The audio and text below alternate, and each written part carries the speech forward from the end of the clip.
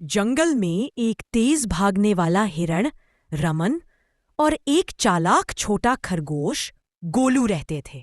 हिरण हमेशा घमंड करता, मैं जंगल का सबसे तेज एनिमल हूं, कोई मुझे हरा नहीं सकता। खरगोश मुस्कुराकर बोला, तेजी अच्छी है दोस्त, लेकिन कभी कभी समझदारी भी जरूरी होती है। एक दिन दोनों को नदी के उस पार जाना था। हिरण बोला, मैं कूदकर निकल जाऊंगा। खरगोश ने कहा, पानी बहुत गहरा है, संभल कर। लेकिन हिरण ने ध्यान नहीं दिया और नदी में कूद पड़ा। पानी तेज था, हिरण बहने लगा और घबराकर मदद मांगने लगा।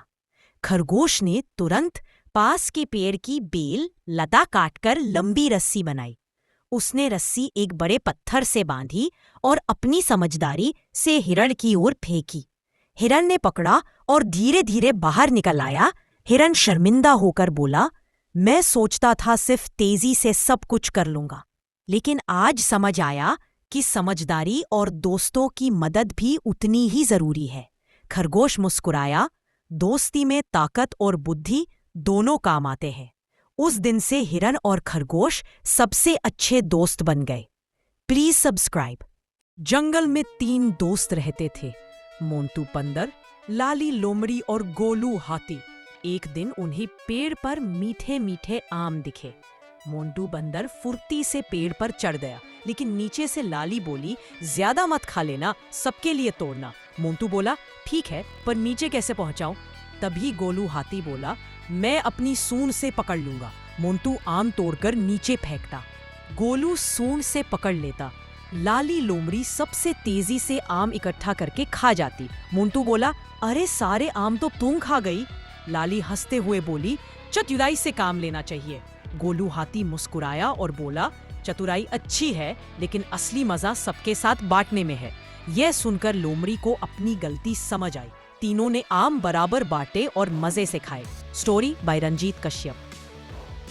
जंगल में गोलू हाथी रहता था। वह बहुत बड़ा और ताकतवर था, लेकिन कभी कभी अकेला महसूस करता था। एक दिन उसने देखा, एक छोटा सा कबूतर पिंकी पेड़ पर बैठा डर रहा था, क्योंकि आकाश में एक बाज मंडरा रहा था।